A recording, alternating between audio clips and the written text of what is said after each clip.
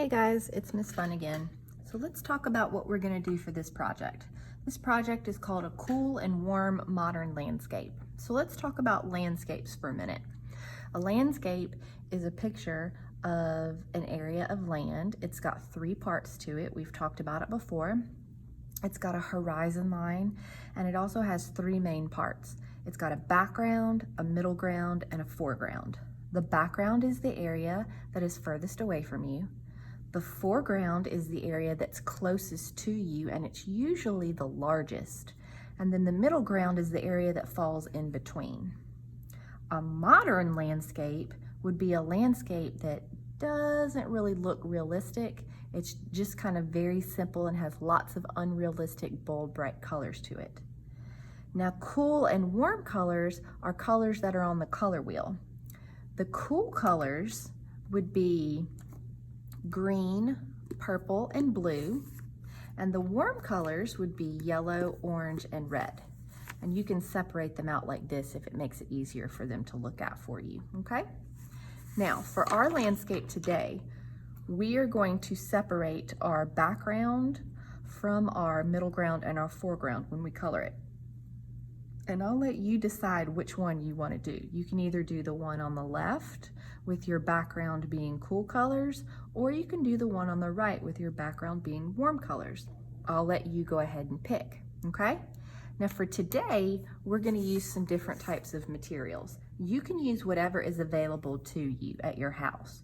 I'm going to use a black oil pastel, and I'm also going to use crayons. If you're the kind of person who likes to draw everything out in pencil first before you go ahead and draw, then you can. If not, you can just go ahead and start with what you've got. So for me, I'm gonna go ahead on my white paper here. You can use black paper or you can use colored construction paper. You use what you have in front of you. And I'm gonna go ahead and draw my foreground. And I'm just gonna make some hills. So I'm gonna draw some curved lines. You can make them as thin or as thick as you want and do as many as you would like, but you don't want to go too far towards the top on the paper. You need to leave room for your middle ground and your background, okay? Next, I'm going to go ahead and I'm going to draw the basic shape for my tree. And really all it is just some very large curved lines. So I'm going to draw one right here. I'm going to do another tall, skinny one next to it. Maybe I have one that's a little fatter, and then one that comes like this. My last step is I'm gonna go ahead and I'm gonna draw my sky. And all of my sky is just very large circles that go around each other. So I'm gonna go ahead and I'm gonna draw one circle. And then I'm gonna go back around it and draw one more. But I don't wanna draw it through my tree, so I'm gonna skip over that and then keep going around. And I'm gonna repeat that all through the rest of my drawing. Skip, skip, and then I'm gonna keep going. And sometimes you might not even have to draw on the rest of your paper. All right, so there we go. There's my landscape drawing. Now, let's go to the fun part, to the coloring. That's my favorite part in any project. I love color so much. I've got one that I've already started, so I'm gonna fold that down, and you can see that when I started coloring this one, I started with my cool colors in the background. That means that my middle ground and my foreground are gonna be warm colors. So I'm gonna go ahead and I'm gonna start with my red because that's a warm color, and I'm just gonna start coloring in parts of my hill. You want to make sure that you try and stay inside the lines of what you drew.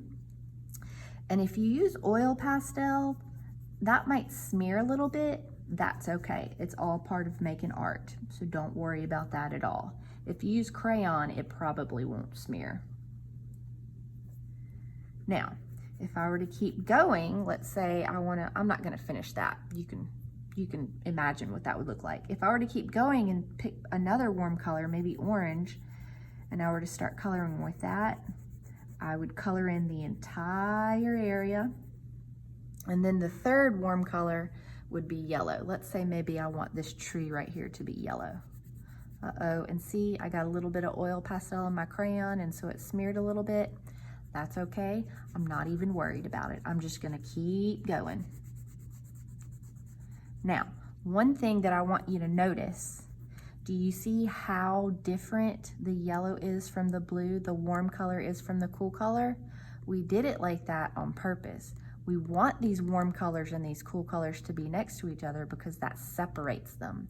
It separates your background from your middle ground, and it doesn't all look like one big area that's the same. That's good, that's what we want. Try not to put two of the same colors next to each other. So if I color this tree yellow, I'm not gonna color this tree yellow. I'm gonna pick a different warm color, say maybe orange. And then if I color this tree orange, then maybe I color this tree right here red. And then maybe I would repeat the yellow again.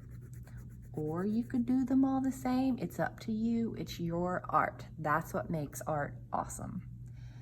Okay, I'm not gonna finish the rest because I wanna see what yours look like. But in case you need a reminder, this is what we're doing today.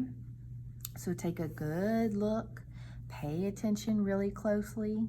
If you have chalk pastels that you want to use, you can use those. If you want to use markers or crayons or oil pastels, it's up to you. Use what you have available to you at your house, okay? And don't forget, when you get done, take a picture of it and use the submit button at the top of the page to send me a photo. And I can't wait to see what y'all come up with. All right? I'll see you later. Bye.